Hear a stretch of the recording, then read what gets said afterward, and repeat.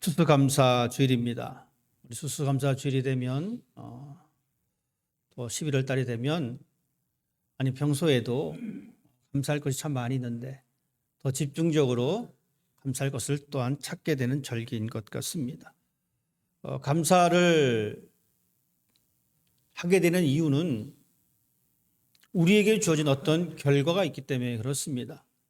여러분, 그 결과가 좋은 사람은 감사하고 그 결과가 나쁜 사람은 불평하는 것, 이것은 아주 1차원적인 삶의 모습입니다. 그리스도인이라면 어떤 결과가 되었든지 간에 감사를 할 수 있는 것을 발견할 수 있는 사람이 되어야 합니다. 이루었다라고 해서 감사만 할 것이 아니라 이루지 못한 것에 대한 하나님의 또한 섭리가 있음을 우리가 바라볼 줄 아는 사람이 되어야 된다는 이야기입니다. 이것은 고수입니다. 여러분, 오늘 예배 마치고 이제 음식 대잔치가 있잖아요. 저도 기대가 됩니다. 어떤 음식이 어떻게 맛있을까? 저는 요리를 잘 하지 못합니다. 그렇기 때문에 어떤 요리 주제를 주게 되면 머리가 복잡해집니다. 아니, 머리가 하얘집니다. 그리고 드는 생각은 포기. 난 못해. 그런데 요리를 잘 하시는 분이라면, 특히 계시죠? 우리 교회 오랜 그 식당을 운영하셨던 우리 장로님 한 분 계신데, 그분에게 호박을 하나 딱 던져주면 어떻습니까? 머릿속이 팍팍 돌아갑니다. 이 호박으로 내가 어떻게 요리를 하겠다.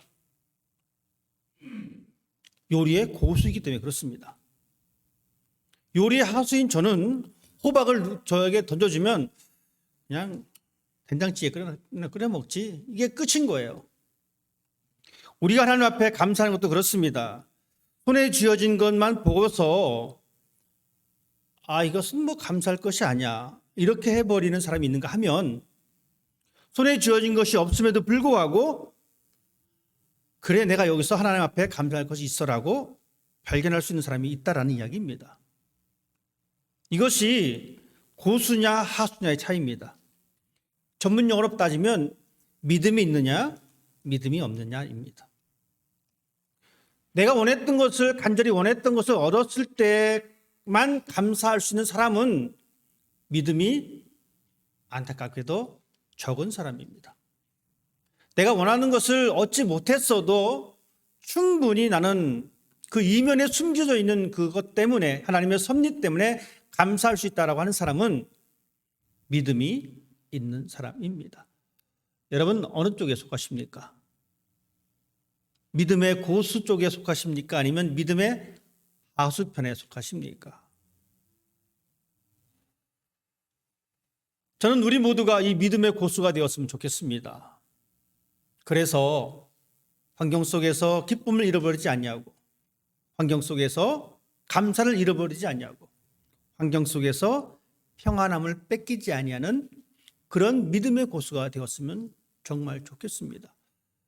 여러분, 이것은 언제 생기느냐? 우리 오늘 아이들이 발표를 했어요. 감사 일기를 이야기했어요. 이것이 습관화되어지면 그 사람은 어느 환경에 있어도 평안함을 잃지 않게 됩니다. 왜냐하면 이 평안함은 본인이 만들어낸 평안함이 아닌 거예요. 이 평안함은 하나님이 주신 평안함이기 때문에 그렇습니다. 하나님이 주신 것은 그 누구도 빼앗을 갈 수가 없어요. 우리 아이들이 그 훈련을 많이 했으면 좋겠습니다. 우리 어른들도 그 훈련을 많이 했으면 좋겠습니다. 그래서 하나님이 주시는 그 평안이 빼앗기지 않는, 하나님이 주신 그 감사의 그 기쁨이 빼앗기지 않는 그런 삶이 되었으면 정말 좋겠습니다. 오늘 본문에 예수님께서 한 비유를 말씀하셨습니다.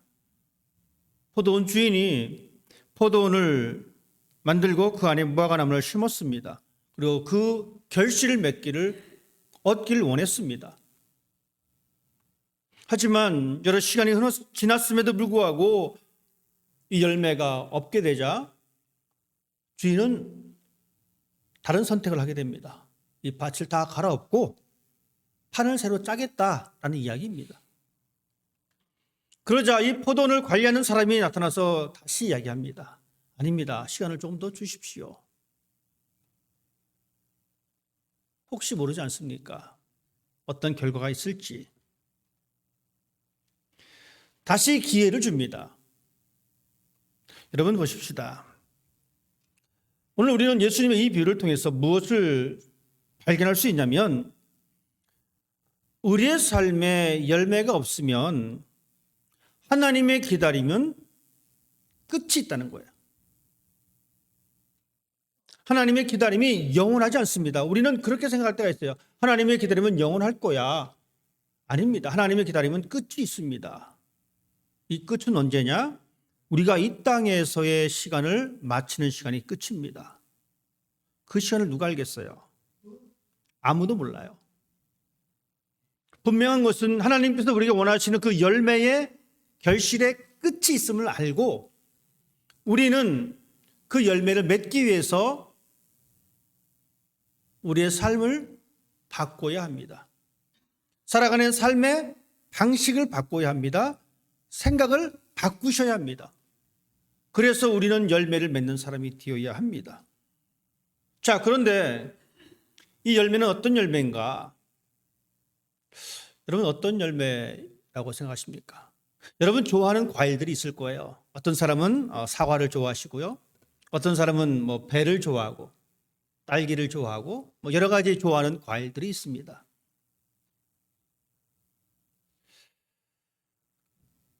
여러 가지 과일 중에 우리는 그 과일에 먼저 손이 가요. 내가 좋아하는 과일이니까. 그렇다고 다른 과일을 싫어하는 건 아니에요. 다른 과일도 다 먹습니다. 이렇듯 사람마다도 마찬가지예요. 여러분에게도 다 열매가 있습니다. 다 있어요. 여러분 그 열매가 무엇인지 아십니까? 그 열매는 여러분들이 그리스도인이라는 사실입니다. 이것이 여러분의 열매예요. 그런데 문제는 뭐냐면 그것 하나만 있다는 거예요. 세상에 존재하는 열매는 과일은 사과만 있는 것이 아닙니다. 포도도 있고요. 딸기도 있어요. 그런데 우리는 그것은 생각 안 하고 내가 좋아하는 과일만 있다라고 생각한다는 것이죠. 감사한 것은 그것마저 있다는 거예요. 그건 기본인 거예요. 그 이외에 우리가 추구해야 될 열매들이 참 많이 있습니다. 여러분, 성경은 우리들에게 어떤 열매를 이야기하고 있냐면 두 가지의 열매를 이야기하고 있어요. 첫째가 죄의 열매입니다. 안타깝게도 우리는 죄의 열매를 가지고 있을 때도 있었어요. 하지만 이제 우리는 변했습니다. 가지치기해서 어떤 변화가 생겼냐면 우리는 이제 그리스도인이라고 하는 열매가 맺혔다라는 거예요.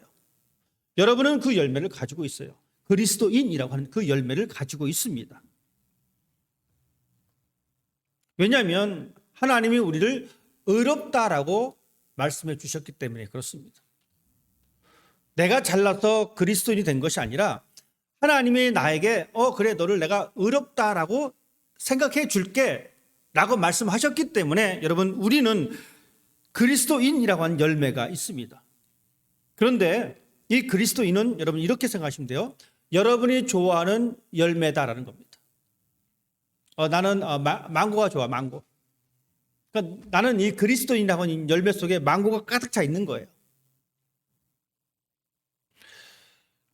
여러분 두리안 아시죠? 태국 가면 먹는 정말 맛있습니다. 이 두리안이라고 하는 열매 어떤 사람은 좋아하고 어떤 사람은 별로 안 좋아해요. 근데 예를 들면 제가 그리스도인이라고 이 두리안이라고 하는 열매를 가지고 있어요. 근데 저는 두리안만 먹지 않습니다. 망고도 먹고 사과도 먹고 먹을 거 다 먹어요. 자, 그렇듯이 여러분 우리는 그리스도인이라고 하는 이 열매가 있는데 이 열매 속에 다른 부수적인 열매가 있어야 된다는 거예요. 갈라디아서는 우리가 이렇게 말씀해 주고 있습니다. 그리스도인의 열매가 사랑과 희락과 화평과 오래 참음과 자비와 양선과 충성과 온유와 절제, 성령의 9가지 열매를 말씀하고 있어요. 여러분 이것이 여러분에게 달려있다는 겁니다. 어떤 사람은 사랑의 열매가 있고요. 어떤 사람은 희락의 열매가 있고요. 어떤 사람은 화평의 열매가 있다는 거예요. 나는 온유의 열매가 없어 라고 화를 내실 것이 아니라 나는 온유의 열매를 내 순위에 한 세 번째 있다는 거예요. 그 대신 그 사람은 첫 번째 열매에 희락이 있는 거예요. 우리가 그리스도인이기 때문에 우리 모두는 그 열매를 가지고 있습니다. 그 열매가 부실하냐 튼튼하냐의 문제인 거예요. 열매가 없다라고 여러분 창피해하거나 미안해할 필요가 전혀 없어요. 이미 우리는 그리스도인하고 열매가 있기 때문에 그렇습니다. 그 위에 우리는 이 아름다운 열매를 맺는 사람이 되어야 된다는 거예요. 그것을 위해서 우리 주님은 기다려 주십니다. 열매 안 맺었으니까 가지치기 해버려 끝내버려 이렇게 말씀하지 않는다는 거예요. 제가 하나님은 영원히 기다리지 않는다라고 말씀하셨어요. 우리는 영원히 살 수 없기 때문에 그렇습니다. 우리는 죽음이라고 하는 이 관문을 통해서 이 땅의 시간은 끝나요. 우리가 열매를 맺을 수 있는 시간은 이 땅에서의 시간입니다. 죽어서 열매 맺는 것이 아니에요. 마음대로 살다가 내가 죽어서 열매 맺어야지 아닌 거예요. 죽어서 열매 맺을 시간이 없습니다. 죽어서는 우리는 하나님과 더불어 함께 즐거운 삶을 살아가는 것뿐이에요. 그렇다면 우리가 이 시간 이 땅에서 열매를 맺는 삶이 되어야 합니다. 여러분이 선택하십시오. 나는 어떤 열매를 더 많이 맺고 싶을까? 그리고 음식에 비유하면 이렇습니다. 내가 수박을 별로 안 좋아했는데 올해는 내가 수박을 좀 먹어서 수박을 좋아해 봐야지. 충분히 그럴 수 있잖아요. 성령의 9가지 열매 혹은 성경에서 이야기하는 더 수많은 열매들 생각을 하시면서 내가 더 좋아할 열매, 내가 맺어야 할 열매가 무엇일까 고민하면서 살아갔으면 좋겠어요. 그래야지만이 우리의 열매는 풍성해집니다. 우리의 열매는 다양해집니다. 골고루 성장할 수가 있다는 거예요. 여러분 과일을 샀는데 박스를 딱 열었는데 먹을 만한 것이 한 3개밖에 없어요. 나머지 7개가 썩거나 다 골았어요. 그러면 여러분 그 과일 박스를 어떻게 하시겠습니까? 그래 괜찮아 하고 남에게 선물 주시겠어요? 아니죠. 가게 가서 다시 좋은 거로 바꿉니다. 그 박스 안에 들어가 있는 모든 과일이 다 이쁘고 먹음직스러운 것으로. 여러분의 신앙의 열매가 그런 모습이 되었으면 좋겠어요. 골고루 성장할 수 있는 열매. 왜냐하면 우리 주님은 기다려 주십니다. 내가 열매를 맺을 수 있도록, 내가 사랑의 열매를 더 많이 맺을 수 있도록, 희락의 열매를 더 많이 맺을 수 있도록, 온유함의 열매를 더 많이 맺을 수 있도록 우리 모두의 삶이 그런 열매로 하나님 앞에 감사를 고백할 수 있는 사람이 되었으면 좋겠습니다. 하나님은 우리에게 기회를 주셨어요. 즉 하나님은 우리에게 은혜를 주셨어요. 하지만 여러분 보십시다. 그 은혜는 있지만 열매가 없는 삶이 되어서는 안 돼요.